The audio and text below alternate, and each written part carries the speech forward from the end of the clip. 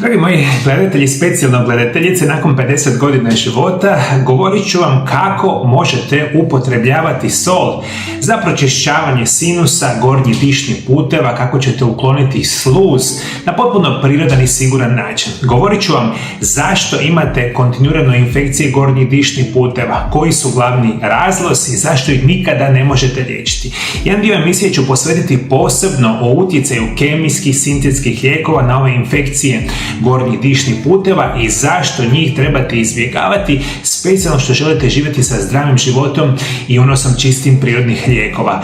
Puno informacija u današnjoj emisiji, specijalno kako sol utječe na infekcije gornjih dišnih puteva. Sluz u dišnim putevima nije samo znak bolesti, nego je obrambeni mehanizam tijela.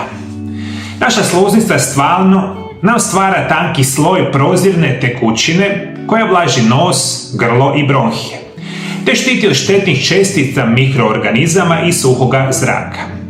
Ta sluz djeluje poput prirodnog filtera, hvata prašinu, viruse, bakterije i toksine, a zatim ih tijelo izbacuje putem kašlja, kihanja ili gutanja.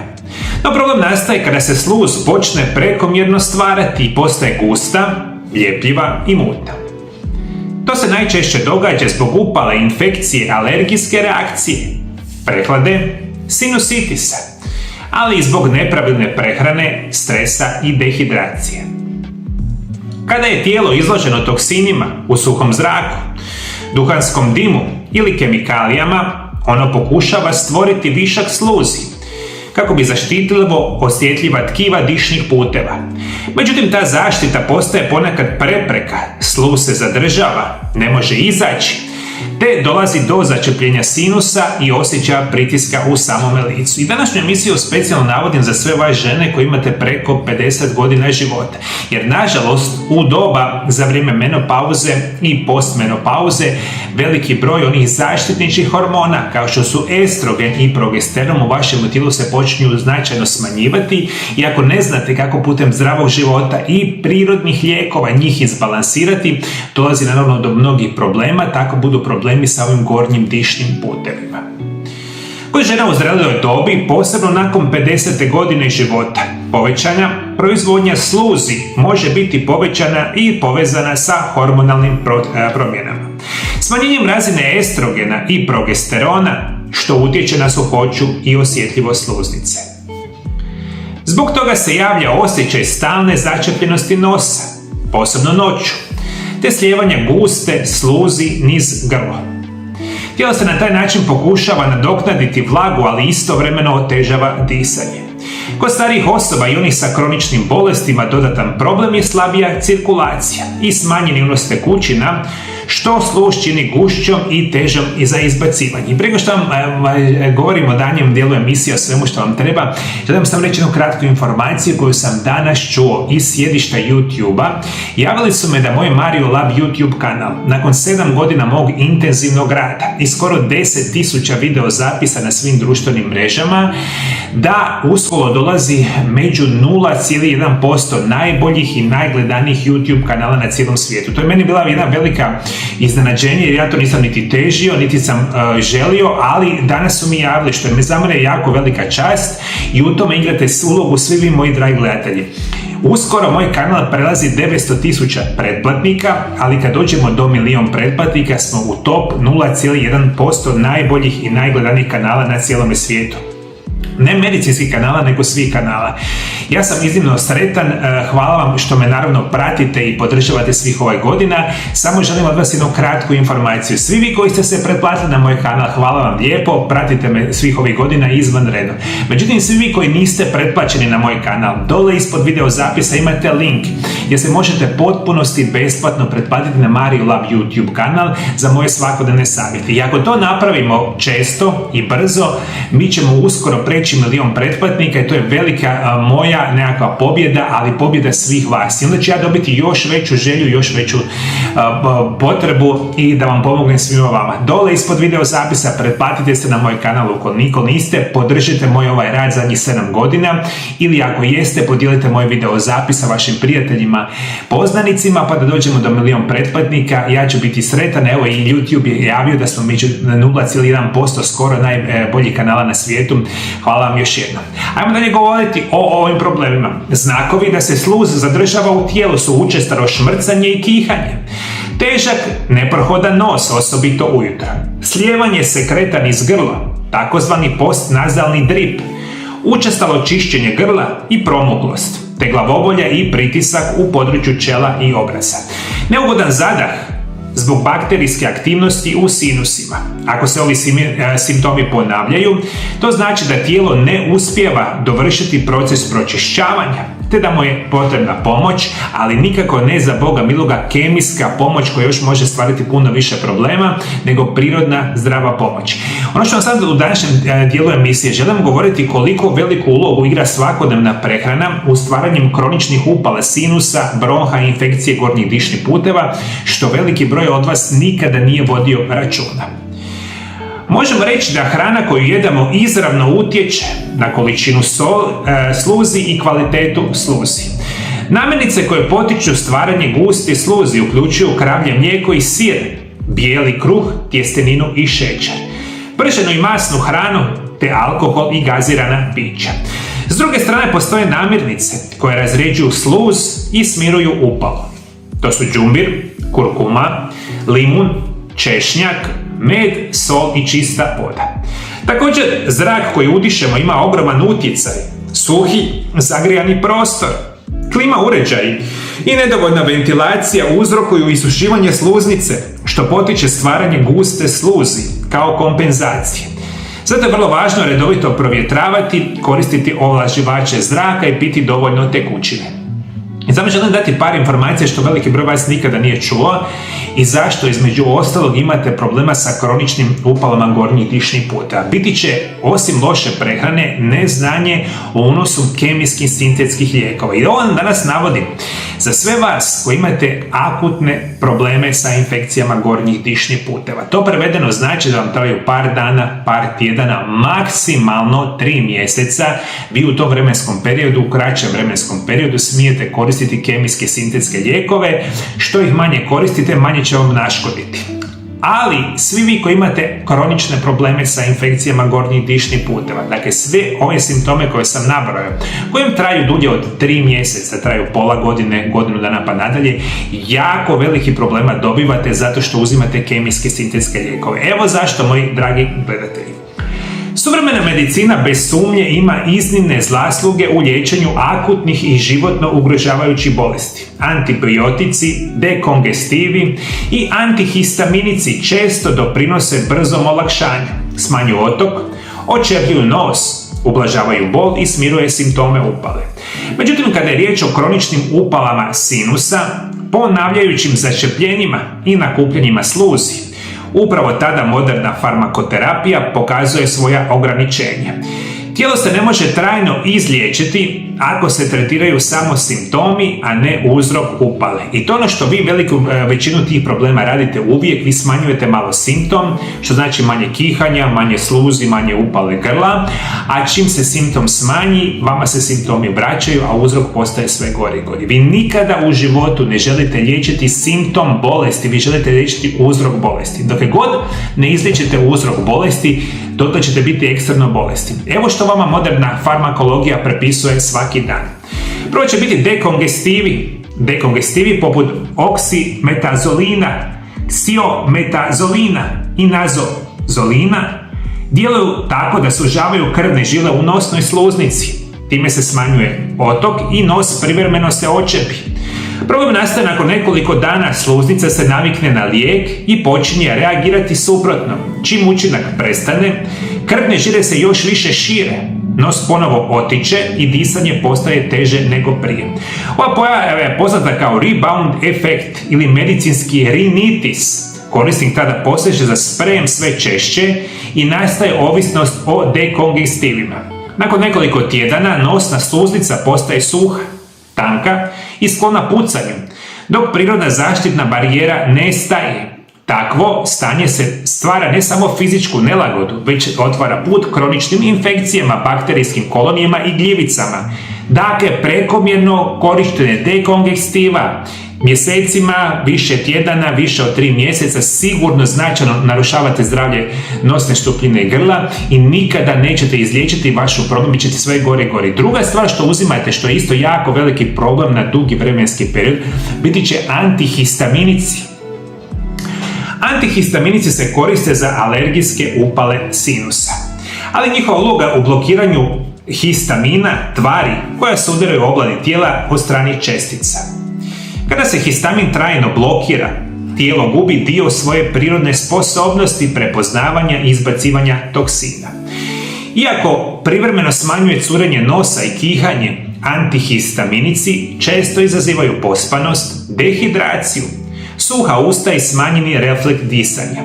Kod dugotrajnog uzimanja sluznica postaje neaktivna i lijena i više ne reagira spontano, a time gubi sposobnost čišćenja i regeneracije. I naravno treću vrstu lijeka koji skroz pijete biti će antibiotici. Što ih više pijete, tim manje djeluju i ne daj Bože dragi da jednog dana dođete do toga da ste postate rezistentni na antibiotike. Postoji mnogo prirodnih antibiotika što mi ne koristimo, mi svi sežemo za onim kemijskim lijekovima. Rekao sam, kratki vremenski period korištenje kemijskih sintetskih lijekova neće naškoditi, međutim mjesecima, tjednima, neki čak i puno duže, to je samo znači da niste zdravi. Jel tako, moji dragi gledatelji? Vi ako imate hrabrosti, malo dolje ispod video zapisa pišite koliko dugo imate problema sa infekcijama gornjih dišnih puteva i što ste sve koristili i da nikada niste bili izliječeni. Svaki prirodni lijek ili zapravo zdrav način života i prirodni lijekovi će liječiti uzrok bolesti. Što imate težu bolest, njima će teže biti da vam riješi problem, ali to je jedini način.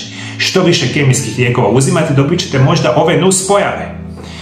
Dugotrajna primjena kemijskih lijekova i preparata za nos i sinuse dovodi do isušivanja i pucanja sluznice, osobito tijekom zime i u klimatiziranim prostorima. Učestala krvarenja iz nosa zbog oštećenja kapilara, vrtoglavice i glavobolje koji su uzrokovane promjenama tlaka u sinusa, gubitak i poremećaj osjeta mirisa, povećani rizik od gljivičnih infekcija, te ovisnost o sprejevima i dekongestivima. Sve ove pojave ukazuju da simptomatski pristup ne liječi, nego odgađa rješenje i stvara novu razinu oštećenja. A prije svega možemo reći, tijelo kada previše puta utiša se kemijom prestaje spontano reagirati, a disanje kao osnovni životni proces biva narušeno, što je jako, jako bitno za reći. Jeste me shvatili, moji dragi gledatelji? I ajmo preći na dio emisije kada ću vam dati informacije kako standardna ili nekakva normalna, recimo morska sol, može pomoći vama u čišćenju gornjih dišnih puteva i kako ih zapravo trebate koristiti svaki dan. Za razliku od kemijskih lijekova, prirodni pristup ne blokira nego potiče vaše tijelo. Sola, voda, para, biljni ekstrakti i eterična ulja djeluju u skladu sa tijelom. Oni ne gase simptome, već podupiru proces čišćenja, razređivanja i obnove sluznice. To je put koji zahtijeva strpljenje, ali donosi trajno iscjeljenje, jer vraća tijelo u prirodnu ravnotežu. Moderna medicina vidi bolest kao neprijatelja kojeg mora uništiti, a prirodna medicina vidi bolest kao poruku tijela, poziv na promjenu, čišćenju, smirivanje i povratak jednostavnosti. Sol je jedna od najstarijih i najučinkovitijih prirodnih antiseptika i kada se koristi pravilno, razređuje gustu sluz, čisti sinuse od bakterija, smanjuje otok sluznice i obnavlja prirodnu ravnotežu vlage u nosu. Ispiranje nosa fiziološkom ili blago slanom otopinom potičete drenažu sinusa i pomažete tijelu da izbaci ono što ga iritira. Znanstveno je dokazano da redovito ispiranje nosa smanjuje broj infekcija i upala i kod osoba koje praniče groničnog sinusitisa i bilo kojih infekcija gornjih dišnih puta. Ključ, kao i u svemu, je umjereno, pravilno korištenje otopine vode i soli, koje ću vam kasnije govoriti. I ako to budete koristili, to će biti još jedan od onih alata u podrški vašemu zdravlju na potpuno prirodan i siguran način. Kako koristiti sol za infekcije gornjih dišnih puteva? Prvo će biti grgljanje slane vode, jer u otopinu tople vode oko 200 ml dodajte jednu čajnu žličicu morske soli. Dobro promiješajte. Grgljajte nekoliko sekundi. Zatim ispljunite. Ovaj postupak ponovite 2-3 puta dnevno osobito ujutro i navečer. Na ovaj način ublažavate upalu grla, uništavate bakterije i pomažete da se sluz lakše izbaci. Drugo je pijenje blage otopine. U isti količinu vode dodajte manju količinu soli, otprilike pola čajne žličice. Pijte polako i u gutljajima. Ova otopina čisti sluznicu iznutra, vraća ravnotežu elektrolita i pomaže jetri i bubrezima u detoksikaciji. Treće će biti ispiranje nosa, neti pot metoda. U posudicu neti pot ulijte čašu tople vode i pola čajne žličice soli. Nagnite glavu i ulijte otopinu u jednu nosnicu, tako da izađe na drugu. Ova metoda nježno ispire sinuse, uklanja sluz, prašinu i alergene. Koristite jedan puta dnevno, osobito prije spavanja. I postoji još jedna metoda koja može pomoći, a to je da u jednu posudu sa dobro toplom vodom rastopite jednu žličicu soli. Dobro rastopite i onda ta voda će početi isparavati zajedno sa samom tom slanom tekućinom ili u obliku pare. Prekrijete se sa ručnikom preko te posude i počnete udisati recimo 5 do 10 minuta tu paru sa soli. I kad udišete tu toplu ili vodu koja isparava zajedno sa solji, čišće vam ovaj gornji dišni puteve. Moji dragi gledatelji, 4 načina pomoći vašim gornjim dišnim putevima koristiti sol na potpuno prirodan način. Naravno, svi vi koji želite, imate mogućnost danas iz cijeloga svijeta kontaktirati moju ordinaciju specijalno putem pismenim načinom, putem Vibera, Whatsappa ili e-mail adrese. Od nedavno imamo mogućnost prevesti sve vaše medicinske dokumentacije na bilo kojem jeziku svijeta i ja vam zadnjih 26 godina liječim pacijente iz cijeloga svijeta. Dakle, svi vi koji želite moju pomoć na bilo kojem jeziku svijeta, nazovite +385 98 9179 200. Koristite Viber, Whatsapp ili e-mail adresu, pošaljite nam vaše dokumente uslikane, pišite o vašim bolestima, mi ćemo sve to prevesti iz bilo kojeg kraja svijeta. Mogu vam pomoći praktično svim bolestima kroničnog tipa i akutnog tipa, jer je to moja struka kako s pomoći zdravog načina života, ciljanih prirodnih lijekova i zdravih životnih navika prirodno sigurno liječite vaše bolesti, bolesti srca, bolesti pluća, bolesti jetre, bubrega, recimo bolesti sinusa, koljena, kukova, svih ovih bolesti modernog načina života. Imam snage i sposobnosti da vam pomognem. Zovite, kontaktirajte, ja napravim program liječenja, prirodne lijekove dostavimo na vašu adresu od Australije, Sjeverne Amerike, Južne Amerike, Azije, Europe, iz bilo kojih kontinenata, zemalja. Zovite, pišite, dragi volje ću vam pomoći. Za kraj emisije, naravno, moji dragi gledatelji, da nas čeka. Danas čitanje iz Biblije i danas vam čitam jedan dio krasan Evanđelja po Marku. Ovo će biti Evanđelje po Marku 1.9, Isusovo krštenje. U Bibliji piše: u ono vrijeme dođe Isus iz Nazareta u Galileju, te ga Ivan krsti u Jordanu. I odmah dok je izlazio iz vode, vidje gdje mu se otvaraju nebesa. I duha gdje poput goluba silazi na njega. Dođe glas neba: ti si sin moj ljubljeni, kojega sam odabrao. U ovome svetom prizoru krštenja Isus ne prima samo vodu na svoje tijelo, on prima Božji dodir, blagoslov Duha Svetoga i potvrdu svoje božanske misije. Voda u tom trenutku postaje mnogo više od elementa prirode. Ona postaje alat duha, simbol obnove, novoga rođenja i čišćenja od svakodnevne nečistoće. Kao što voda pere tijelo od prašine, tako Božja milost pere dušu od sumnje, boli i svega što nas udaljava od svjetlosti. Kao što sol čisti i konzervira, tako Božja riječ čuva naš duh od propadanja i obnavlja snagu života u nama. Kroz stoljeće čovjek je uvijek osjećao da je voda sveta, bez nje nema života, rasta niti ozdravljenja. Kada u prirodi koristimo vodu i sol za čišćenje tijela, mi uistinu činimo sveti čin. Surađujemo sa Božjim darovima. Jer nije slučaj da se upravo voda koristi u sakramentu krštenja, a sol u svetim obredima čišćenja i zaštite. Bog nam nije dao samo duhovne zakone, nego zakone prirode. I kad ih poštujemo, mi živimo u skladu sa njegovim planom. Svaka kap vode koja nas osvježava, svaka zrnca sole koja nas liječe, podsjetnik su da iscjeljenje dolazi samo izvana, nego iznutra sa povezani s onim što nam je Bog stvorio, a to će biti zdrav život, prirodne lijekovi, i to samo trebamo koristiti. Moji dragi gledatelji, hvala što me pratite svih ovih 7 godina, ajmo doći nekako do 1 milijun pretplatnika. To je bilo izvanredno, kažem, meni je bilo čudno, ja sam danas dobio e-mail poruku Mario Lab YouTube kanal, uskoro dolazite među 0,1% najboljih i najgledanijih YouTube kanala na cijelom svijetu. Ja kažem, na kraj pameti mi to ne bi bila to i činjenica, ali to ne mogu napraviti bez vas. Pretplatite se, podijelite ovaj video, dođite, ajmo biti najbolji od najboljih, a ja ću vam tu dati sve od sebe kao danas, sve besplatno informacije. Moji dragi gledatelji, Bog vas blagoslovio, Bog blagoslovio vašu obitelj, vidimo se drugi puta, lijepi pozdrav.